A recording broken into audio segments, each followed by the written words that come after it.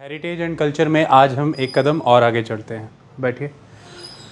देखिए, हम class 11th NCERT की बुक से chapter 4 post modern trend in Indian art and architecture complete कर रहे हैं, जिसमें हमने एक्सरसाइज तक का सारा कंटेंट कवर कर दिया।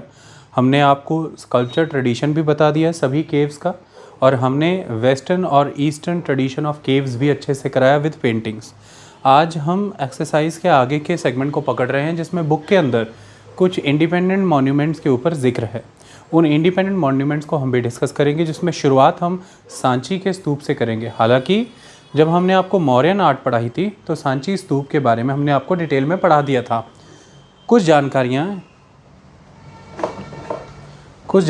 इस बार आपको एक्स्ट्रा मिलेंगी, हम उन जानकारियों के ऊपर जिक्र करेंगे।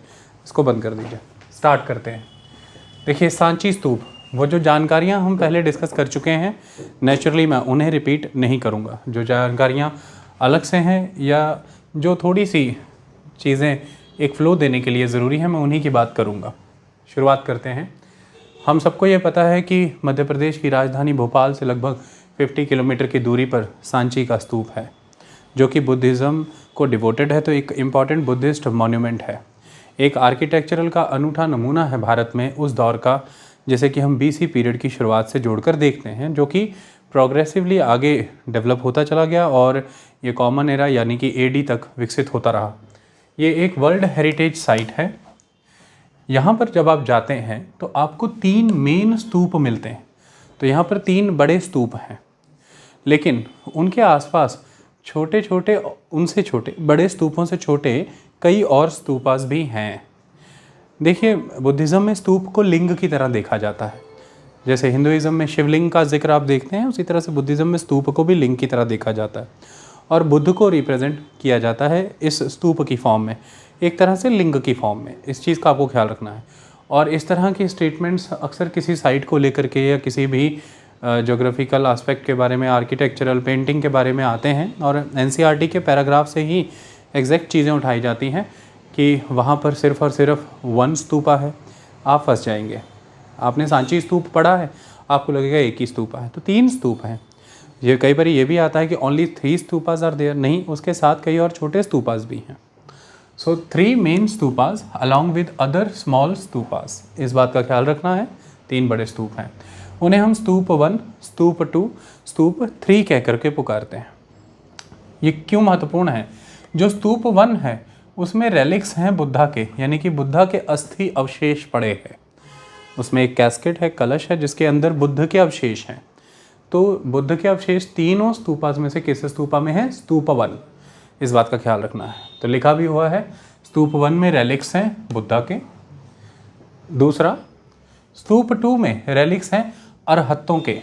अरहत, देखिए, बुद्धिज़्म कल्चर में अरहत शब्द, और अरहत जो शब्द आता है ये संस्कृत का है, और इसे ही अगर मैं पाली भाषा में कहूँ तो ये अरहंत हो जाएगा।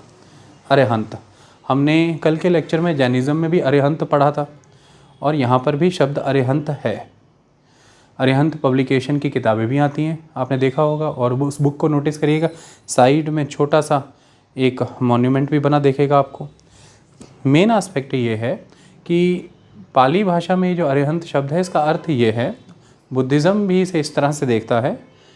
महायान में जाएं, हीनयान में जाएं, अलग अलग बुद्धिस्ट आइडियोलॉजीज़ में ये माना जाता है कि अरहंत वो हैं जो एनलाइटनमेंट के पाथ पे काफ़ी आगे खड़े हैं, लेकिन अभी बुद्ध नहीं हुए हैं। ये वो अरहंत हैं, एनलाइटनमेंट के पाथ पे काफ़ी आगे खड़े हैं। बहुत सी चीज़ों से इन्होंने खुद को मुक्त कराया है, ईगो, एटीट्यूड, एरोगेंस, इन सब चीज़ों से मुक्त करा रहे हैं खुद को। यानी कि इनके जन्म से इनका शरीर आया, शरीर से जुड़े हुए कई संस्कार आए, उन संस्कारों से धीरे धीरे मुक्ति पा रहे हैं। उन संस्कारों में प्रेस्टीज है, ईगो है, एटीट्यूड है, जो इनके शरीर के साथ जुड़ गए, और उससे ये मुक्ति पाने का प्रयास कर रहे हैं। तो एनलाइटनमेंट के पाथ पे तो ये बहुत दूर है आम लोगों से, लेकिन अभी बुद्धाहुड इन्हें अचीव नहीं हुआ। बुद्धाहुड से भी ये बहुत दूर है फिर, और इनसे आगे और बुद्ध से नीचे बीच में कहीं है बोधिसत्व। तो अरिहंत जो है, यहाँ जो जिक्र अरहतों का आ रहा है, ये अरहत बोधिसत्व से भी पीछे है। तो महायान में अक्सर बुद्धिज़्म की पालना करने वालों से रिक्वेस्ट करते पाया गया है कि आप बोधिसत्व के राह पर चलें, अरहतों के स्टैंडर्ड्स पे ना आ जाएं, आप बोधिसत्व के राह चलें, तो बोधिसत्व का जो कंडक्ट है, जो वर्चुअस क्वालिटीज़ हैं, वो इनसे काफ़ी आगे हैं। ये महत्वपूर्ण चीज़ है। हीन यान में भी बोधिसत्व का महत्व है। ओके, तो अरहत, फिर बोधिसत्व और फिर बुद्धा। बोधिसत्व से बुद्ध हो जाएंगे, अरहत से ज़रूरी नहीं है कि बुद्ध हो ही जाए। इतनी बात समझ में आई? तो जो स्तूप 2 है उसमें 10 अरहतों के रेलिक्स हैं, 10 अरहतों के रेलिक्स हैं, वो भी अलग अलग जनरेशन के। तो टोटल 3 जनरेशन के अरहतों के रेलिक्स हैं। ये भी बात ध्यान में रखने वाली फैक्ट था, बहुत इंपॉर्टेंट। तो स्तूप 2 में रेलिक्स ऑफ अरहत है बिलोंगिंग टू 3 डिफरेंट जनरेशंस। जो रेलिक 3 है ये जो स्तूप 3 है ये बहुत महत्वपूर्ण है। देखिए, बुद्ध के शुरुआती समय के सबसे पहले जो 2 शिष्य बने बुद्ध के, वो 2 शिष्य बहुत इंपॉर्टेंट हैं। पहले शिष्य का नाम है सारिपुत्र। सारिपुत्र, इसे ही पाली भाषा में आप देखेंगे तो ये सारिपुत्र हो जाएंगे। ओके, संस्कृत में शारिपुत्र, पाली में सारिपुत्र, सारिपुत्र। तो इस तरह से इनकी मदर का नाम साथ में जोड़ करके इनका नाम पुकारा जा रहा है, सारिपुत्र। तो सारिपुत्र, और दूसरे हैं मौदगलायन। दूसरे हैं मौदगलायन। इन्हें किताब में जैसे लिखा है वैसे भी पुकारा जा सकता है, और वो है मोगलायन। तो महामोगलायन, महामोगलायन। तो ये बुद्ध के 2 पहले शिष्य थे। इनमें से मौदगलायन और सारिपुत्र के बारे में ये कहा जाता है कि दोनों आपस में मित्र थे, बचपन से मित्र थे।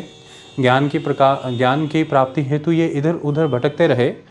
कई संतों, कई साधुओं, मुनियों, ऋषियों के साथ इन्होंने सानिध्य किया। अंततः इन्हें बुद्ध के दिखाए हुए मार्ग पर चल करके ही ज्ञान प्राप्त हुआ, ऐसा कहा जाता है। तो सारिपुत्र जो हैं वो प्रथम है, मौदगलायन द्वितीय। सारिपुत्र के कई और नाम भी हैं, जैसे कि मैंने बताया कि वो प्रथम है, पहले शिष्य के रूप में उन्हें बुद्ध के शिष्य के रूप में माना जाता है। तो इसलिए उन्हें प्रथम सावका भी कहा जाता है। प्रथम सावका, ये बात का ध्यान रखना है। तो उन्हें प्रथम सावका भी कहा जाता है, प्रथम सावका। ठीक है। और दूसरी तरफ वो राइट हैंड मैन थे बुद्ध के, राइट हैंड मैन। तो जो राइट हैंड है इसके लिए वर्ड यूज़ होता है दक्षिणी साथी थे, दक्षिणी साथी थे। क्यों? देखिए, सूर्य की ओर जब आप देखते हैं, सपोज कीजिए सूर्य इस ओर से निकलता है पूर्व, तो सूर्य की ओर जब देखते हैं तो ये आपका राइट हैंड है, और राइट हैंड की डायरेक्शन दक्षिण की तरफ होती है। इसलिए कई बार आप नोटिस करेंगे कि राइट विंग पॉलिटिक्स और दक्षिणपंथी, राइट विंग पॉलिटिक्स और दक्षिणपंथी, ये एक ही के बारे में बोला जाता है, क्योंकि राइट विंग माने राइट हैंड, पॉलिटिक्स माने दक्षिणपंथी। ओके, इस तरह का नाम आपने सुना होगा, द साउदर्न्स। तो जो राइट हैंड है, बिल्कुल राइट हैंड, जो राइट हैंड के नीचे हैं, जो दाहिना हाथ है बुद्ध का, तो इसलिए इन्हें दक्षिण सावका भी कहा जाता था। तो प्रथम सावका भी कहते थे, और दक्षिण सावका या दक्षिण सावका, या इस तरह से नाम बुलाया जाता था। ओके, और इसी तरह से जो राइट हैंड पे है वो स्किल्ड है, वो दक्ष है, इसलिए वो किसी का राइट हैंड है। Okay, right hand. कोई भी आर्ट वर्क है, किसी भी तरह की गेम्स हैं, किसी भी तरह के डिसीजंस हैं, या किसी भी तरह के देवी देवताओं की मुद्राएं हैं, जो दायां हाथ है, परोपकार का हाथ है, ये स्किल्स, सारे काम आप इससे करते हैं, निर्माण इससे होता है राइट हैंड से। तो ये दक्ष है। दक्ष से शब्द दक्ष आ जाएगा, दक्ष से दक्षिण, दक्ष से दक्षिणी आ जाएगा। इस तरह से शब्दों का जन्म होता है। इसलिए जो देवी सती थी, दक्ष की पुत्री थी, तो दक्ष की राइट हैंड थी वो। दक्ष की यात्राओं का सारा प्रबंध वो करती थी। दक्ष के यज्ञ संपन्न नहीं होते थे उनकी सम्मिलित किए बिना। तो इसलिए महादेव सती को कई बार दक्षायणी या दक्षिणी कह के पुकारा करते थे। तो दक्षिणी भी कहते थे उन्हें, दक्षिणी भी कहते थे उन्हें। Okay, the right hand of the Daksha, वो स्किल्ड हैं, इसलिए दक्ष उन पर रिलाय करते हैं। इस बात का ध्यान रखना है। दक्ष स्वयं दक्ष भी स्किल्ड है। तो वो जो है वो त्रिमूर्ति के राइट हैंड की तरह हैं। इस समाज को प्रबंध देने के लिए। जैसे कि ब्रह्मा के राइट हैंड की तरह, वो ब्रह्मा के पुत्र ही थे दक्ष जो थे, तो समाज का निर्वाह चलने के लिए, समाज को नियोजित करने के लिए दक्ष का रोल था महत्वपूर्ण। तो दक्ष शब्द बहुत, तो इन्हें इसलिए दक्ष सावका भी कहते हैं, right hand of the Buddha. तो प्रथम सावका, दक्ष सावका, इस तरह के नाम इनसे जुड़े हैं सारीपुत्र से। इसी तरह से मौदगलायन भी बहुत महत्वपूर्ण थे, ये दोनों शिष्य बड़े महत्वपूर्ण थे। तो सारीपुत्र और मौदगलायन, इन दोनों की जो रेलिक्स हैं वो स्तूप 3 में है। तो सांची के स्तूप में बुद्ध के स्वयं के रेलिक्स भी हैं, बुद्ध के शिष्यों के रेलिक्स भी हैं। और शिष्य कौन? सारीपुत्र और मौदगलायन। ओके, सारीपुत्र के बारे में ऐसा कहा जाता है कि संघ की सारी व्यवस्था यही देखा करते थे। यानी कि अगर बुद्ध को एक मेन पर्सनैलिटी मान करके उनकी सारी व्यवस्था के तहत ये माना जाए कि उनके मिनिस्ट्री है एक पूरी, तो सबसे मेन मिनिस्टर यही थे। और सारे संघ की व्यवस्था यही देखते थे, मॉन्क्स को सभी नियम समझाना, उन्हें सभी तरह के टूल्स और बाकी चीज़ें उपलब्ध कराना जिसके वजह वो मेडिटेशन कर पाएँ, उन्हें प्रिंसिपल्स पर चलने के लिए मोटिवेट करना। तो ये महत्वपूर्ण चीज़ है। तो ऐसा माना जाता है जैसे बुद्ध ने सारीपुत्र को ऑर्डेन किया, उनको दीक्षा देने का काम किया, उन्हें मोंक बनाने का काम किया, इसी तरह से सारीपुत्र पहले थे बुद्धिज़्म में जिनको बुद्ध के द्वारा यह अधिकार दिया कि वो आगे फर्दर लोगों को मोंक बनाए। सारीपुत्र ऐसे पहले थे। मैंने सारीपुत्र के बारे में काफ़ी जानकारी दी। अब मुझे लगता है कि ये फीचर अब आपको भूलेगा नहीं कि सांची के स्तूप में बुद्ध के साथ साथ किन्हीं और के रेलिक्स भी थे। इस तरह से यदि आप स्टोरीज़ को समझ लें तो एक तो वो फैक्ट लंबे समय तक याद रहता है, और आपको ये भी कारण समझ आ गया अब कि वो बुद्ध के ही निकट स्तूप में उनके रेलिक्स क्यों रखे गए, क्योंकि बुद्ध के सबसे निकट थे वो। बुद्ध के जीवन में उनका बहुत महत्वपूर्ण रोल है। बुद्धिज़्म में सारीपुत्र और मौदगलायन का बहुत अहम भूमिका है। बहुत से स्टैचूज़ उनके आज की डेट में एग्जिस्ट करते हैं, और इसलिए बुद्ध के रेलिक्स जिस स्तूप में हैं वहीं पर सारीपुत्र और मौदगलायन के रेलिक्स भी हैं। तो ये अब हमेशा के लिए आपके दिमाग पे एक अमिट छाप छूट जाएगी इस कहानी की, ये भूलेगा नहीं। और इसी के तहत आप उस बुद्धिज़्म से जुड़ी कई और नई जानकारियाँ जुटा पाते हैं और कई और मल्टीपल चॉइस क्वेश्चन सॉल्व करने के लिए कैपेबल हो जाते हैं। इसलिए चीज़ों को जोड़ कर पढ़ना चाहिए, रट्टा नहीं मारना चाहिए। इतनी बातें क्लियर हो गई। 3 स्तूपा हैं। स्तूप 1 में बुद्ध के रेलिक्स हैं, स्तूप 2 में अरहत्तों के रेलिक्स हैं, और स्तूप 3 में सारीपुत्र और मौदगलायन के रेलिक्स हैं, जिसे महामौगलायन लिखा गया है। अगर स्तूप 1 के बारे में देखें तो क्या खास बात है? देखिए, आर्किटेक्चरल के मामले में एक अनूठा नमूना तो ये है ही है। सबसे महत्वपूर्ण जो इसका एक आर्किटेक्चरल फीचर है वो है इसके गेटवेज के ऊपर की गई कार्विंग, और उसके बारे में हमने मॉडर्न पीरियड में डिटेल में पढ़ाई था। तो जो गेटवेज हैं, देखिए 4 गेटवेज हैं, 4 दिशाओं में 4 गेटवेज लगाए गए हैं। कई तरह की चीज़ों को सिंबलाइज करते होंगे। सभी वर्णों में को एक एंट्री है। 4 वर्ण हुआ करते थे उस समय में, सभी वर्णों की एंट्री। बुद्धिज़्म समानता को आगे बढ़ाने की बात करता था। बुद्ध में वर्ण व्यवस्था, जातिवाद का उस स्तर पर महत्व नहीं था जितना उस समय के ब्राह्मणिकल फेथ में था।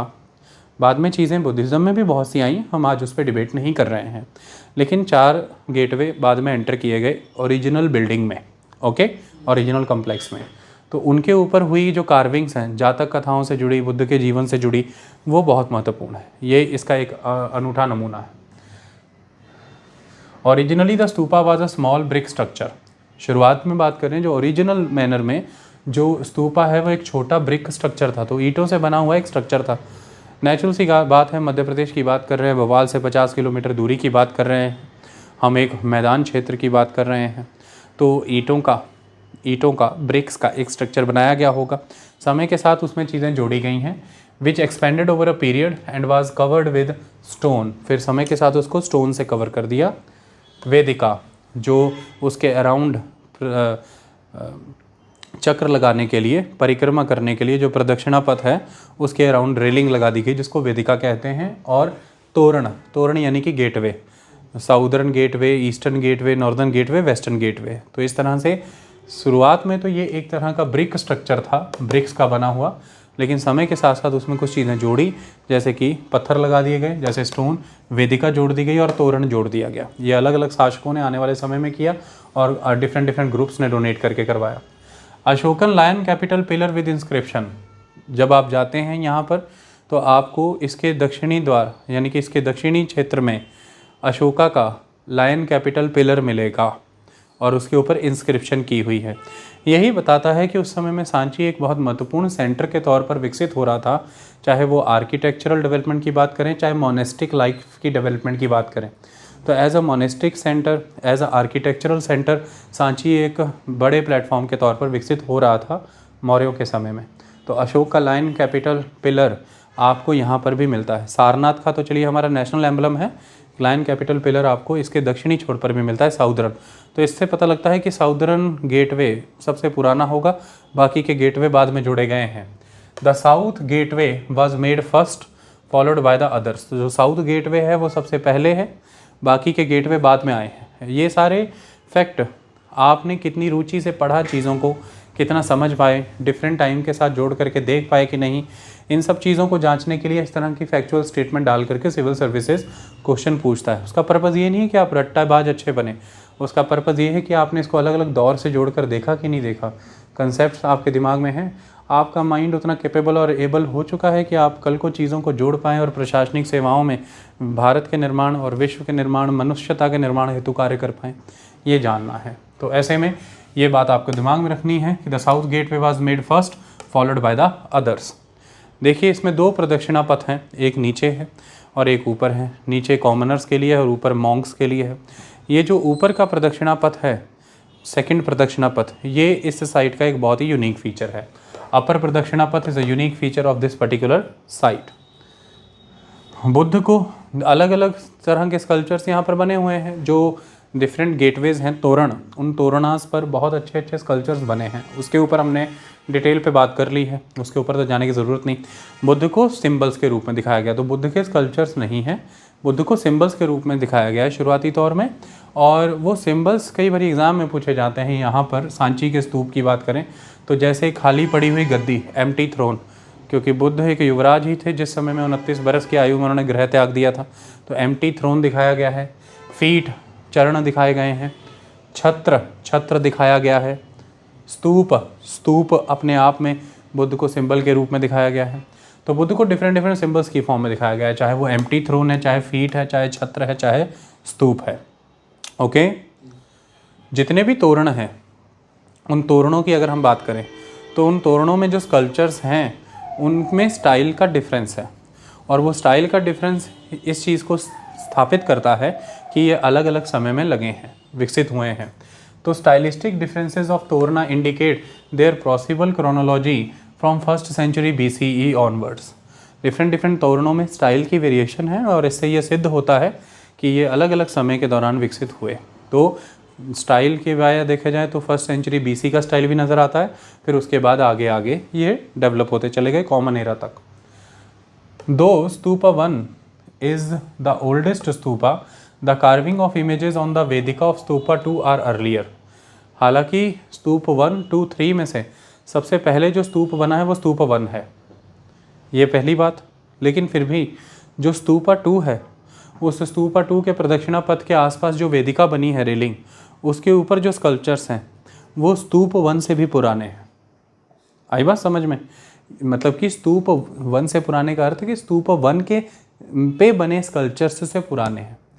पहले स्तूप 1 एग्जिस्टेंस में आया, फिर स्तूप 2 एग्जिस्टेंस में आया। स्तूप 2 में जो वेदिका है उस पे बने स्कल्पचर्स स्तूप 1 की वेदिका के स्कल्पचरों से पुराने हैं।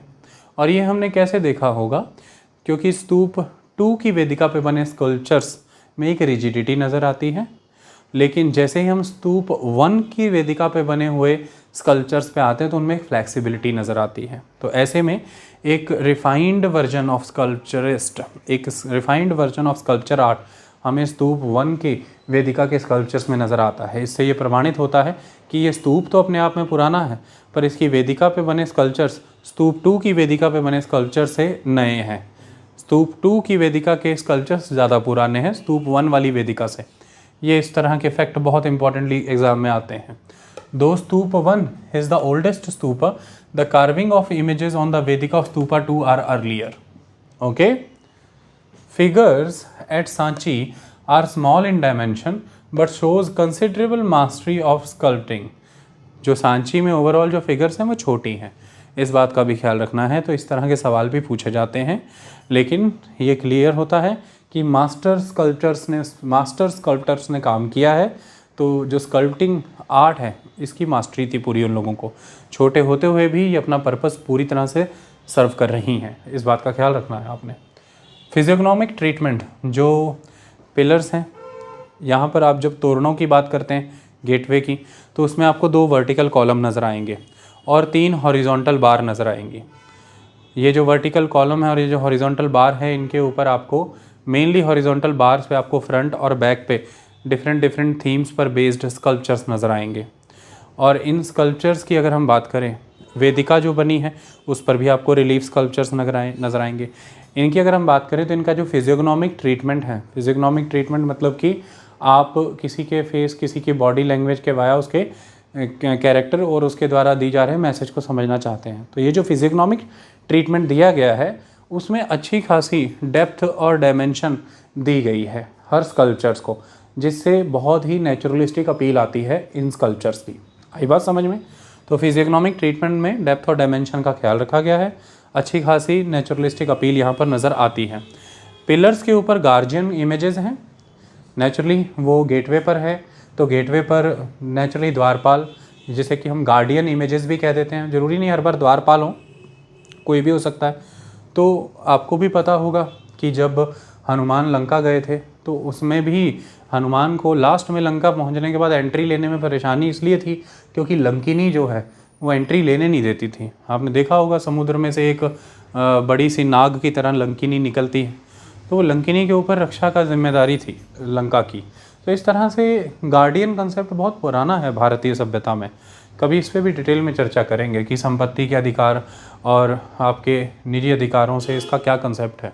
तो guardian images on pillars and the shalabhanjika on holding the horizontal bars, both are very very beautiful. और इनके महत्व ये है इनके वॉल्यूम में, दे आर वेरी वॉल्यूमिनस, ये काफ़ी अच्छा वॉल्यूम दिखा रही हैं। आगे की ओर निकली हुई इनकी बॉडी है, पीछे की उस स्टोन से जिस स्टोन से इन्हें रिलीफ स्कल्पचर के रूप में निकाला गया है। So rigidity in the sculpture of stupa 2, ये तो मैंने पहले ही बता दिया, स्तूप 2 में रिजिडिटी है। अब मैं आपको कुछ चीज़ें दिखा दूं जिसकी वजह से आपको क्लैरिटी हो जाए कि हम किस दिशा में बात कर रहे हैं। अब आपकी ज़िम्मेदारी है कि आप इसे अच्छे से पढ़ें, समझें और बुक के वाया सारे वर्ड्स हमने क्लियर कर दिए हैं ताकि आपको कोई दिक्कत ना आए। देखिए, सबसे पहले तो हम ये देखें, हम इस स्तूप की बात कर रहे हैं। ये स्तूप है, ये वर्टिकल, ये पहला वर्टिकल कॉलम, ये दूसरा वर्टिकल कॉलम और ये 1 2 3 हॉरिजॉन्टल बार्स। और आप देख सकते हैं इस पर कुछ स्कल्पचर्स हैं, फ्रंट पे भी और इसके बैक पे भी होंगे। तो ये सबसे पहले लोअर सर्कम एम्बुलेटरी पाथ है, यानी कि परिक्रमा करने वाला प्रदक्षिणा पथ है। इस पर इसके सराउंडिंग में बनी हुई है फेंसिंग, जिसे कि हम वेदिका कहते हैं। और ये अपर है, यहाँ पर भी वेदिका बनी हुई है। तो आप देख रहे होंगे कि नीचे से ब्रिक्स दिख रही हैं, और बाद तो शुरुआत में ये ब्रिक स्ट्रक्चर ही था, फिर इसे स्टोन से कवर किया था। ये स्टोन दिख रहे होंगे आपको, समय के साथ साथ नष्ट हो गए हैं, तो अंदर से ब्रिक्स नज़र आनी शुरू हो चुकी हैं। अब जब हम आगे बढ़ते हैं इन्हीं इमेजेस में, तो ये इमेज महत्वपूर्ण है। देखिए, हॉरिजॉन्टल बार्स आपको क्लोज करके दिखाई गई हैं और आप देख सकते हैं कितनी खूबसूरती से स्कल्पचर्स यहाँ पर बने हैं, सभी स्कल्पचर्स बनाए गए हैं। और यहाँ पर जब हम आते हैं तो क्या बात हो रही है, देखिए, जब हम इन पिलर्स की बात करते हैं तो आपने देखा होगा गार्डियन इमेजेस, ये यहाँ पर ऊपर आपको गार्डियन इमेज नज़र आ रही है। तो गार्डियन इमेजेस यहाँ पर हैं, ये नीचे भी आपको गार्डियन इमेजेस नज़र आ रही हैं, ये गार्डियन इमेजेस हैं। और इनके बगल में जो ये लोअर हॉरिजॉन्टल बार है, इस लोअर हॉरिजॉन्टल बार के ये जो एक्सटेंडेड पार्ट हैं, एक्सटेंशंस, इनको देखिए नीचे से होल्ड किया हुआ है। यहाँ पर आप जब इसको जूम करेंगे तो आप देखेंगे ये एक लेडी का फिगर है जिसने एक ट्री की ब्रांच पकड़ी हुई है। ओके, यहाँ पर भी देखें, ये एक लेडी है जिसने एक पेड़ की ब्रांच को पकड़ा हुआ है। यहाँ पर भी छोटे वर्जन है, यहाँ पर भी छोटे वर्जन है। तो सभी की सभी हॉरिजॉन्टल बार्स जो हैं, उनके जो एक्सटेंडेड वर्जन्स हैं, उनको नीचे से सपोर्ट देने का काम कर रही है ये लेडी जिसने वृक्ष की शाखाओं को पकड़ा हुआ है। इसे शलभंजिका कहते हैं, ये शलभंजिकाएँ हैं। तो इस तरह से शलभंजिकाएँ हैं यहाँ पर, ये गार्डियन बॉडीज़ हैं यहाँ पर, इस तरह का सारा सिस्टम यहाँ एग्जिस्ट करता है। ओके।